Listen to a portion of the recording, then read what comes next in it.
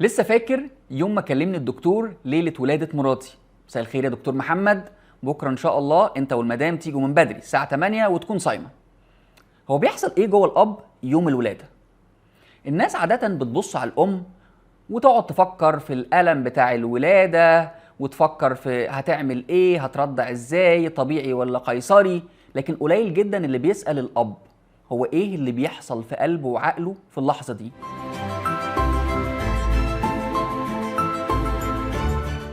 التوتر بيكون سيد الموقف، فرحة وحماس بالضيف الجديد، لا ضيف ايه بقى، ده صاحب البيت خلاص. قلق على المولود، قلق على الأم، قلق على الأب نفسه من المسؤوليات الكبيرة اللي هتبقى موجودة عليه. والأسئلة تقعد تروح وتيجي وتروح وتيجي، هو أنا عندي فلوس؟ أنا هعرف أكون مسؤول؟ هو أنا هعرف أكون في ظهرها؟ طب هي هتقوم كويسة؟ أنا هفتكر يوم ولادة مراتي، أنا ما نمتش الليلة دي.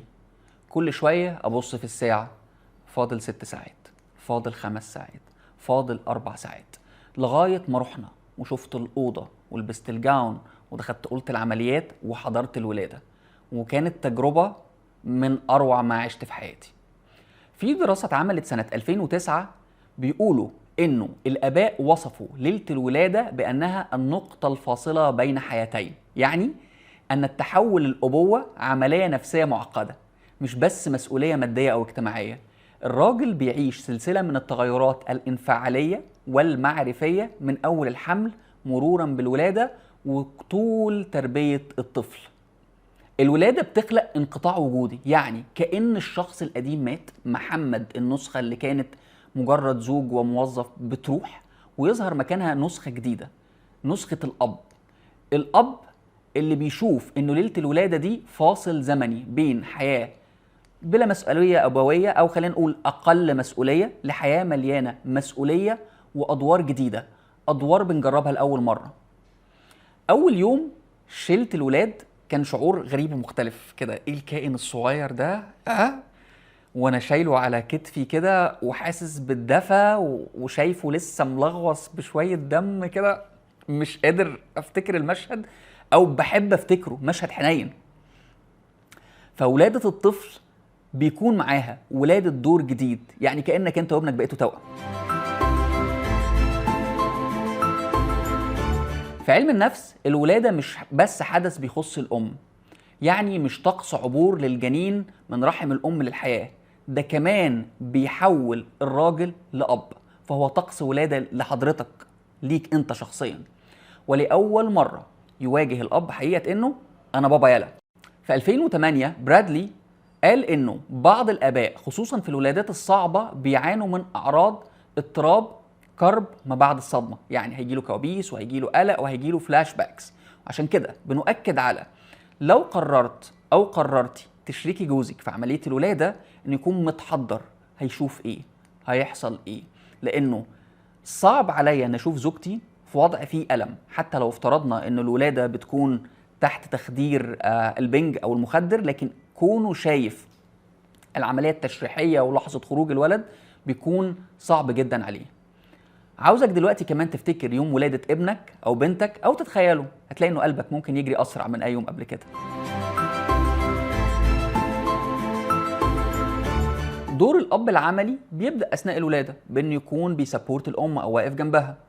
وفي دراسات كتير اتعملت بتقول إنه وجود الأب جنب الأم في أوضة العمليات بيقلل من التوتر اللي موجود عند الأم، وده بيخلي الولادة أسهل. كمان وجود الفريق الطبي حوالين الأب والأم بيخلي الاتنين القلق بتاعهم أقل. أول لحظة بعد الولادة لما تقرب بنتك أو ابنك من صدرك وتعمل السكين تو سكين كونتاكت، ده بيقوي ارتباط الأب بالطفل، لأنه بيطلع هرمون الأكسيتوسين اللي بيطلع كمان عند الأم. يعني الأب مش متفرج في عملية الولادة، الأب جزء من المسرح من أول دقيقة. من لحظة الصرخة الأولى صوت الطفل عنده القدرة إنه يفعل الجهاز العصبي العاطفي عند الأب، وزي ما قلنا بيرفع مستوى الأكسيتوسين في الدم ويعمل ارتباط فوري. صوت الأجهزة تيت تيت تيت، وجع الأم أو صراخها، ريحة المستشفى، ذكريات بتخش جوه جهازك العصبي ما بتتمسحش. اللحظة دي بتتحفر في المخ كفلاش بالب ميموري، يعني ذكريات مشهدية قوية. التحولات اللي بعد الولادة مباشرة الأب بيحس فيها بشوية توتر لأنه لازم يعمل حاجة، وساعات كتير بيحس بالعجز. طب وانا المفروض اعمل ايه؟ ما انا ما اعرفش بيتعمل ايه في الاوقات اللي زي دي. وبتكون اول اختبار لعلاقته بالام، هل هيقدر يدعمها في الرضاعه، في التعافي، في التعامل مع الاهل. وهنا بتظهر نظريه الرول ثيري او نظريه الدور، انه الاب هيتنقل فورا من زوج لاب وزوج في نفس الوقت. وهنا بيبقى في مجموعه من التوقعات الاجتماعيه والسلوكيه اللي ليها علاقه بالمكان اللي الشخص بقى يشغلها دلوقتي. كل شخص معروف له دور او اكتر، وكل دور بيبقى فيه له توقعات. ويفضل التحدي اللي موجود عند الاب، ازاي اقدر اوازن ما بين احتياجاتي الشخصيه، احتياجات مراتي، احتياجات الجنين، احتياجات العمل. تمام؟ فمن اول ما الولاده بتحصل وتبدا تتغير صوره الاب من جواه.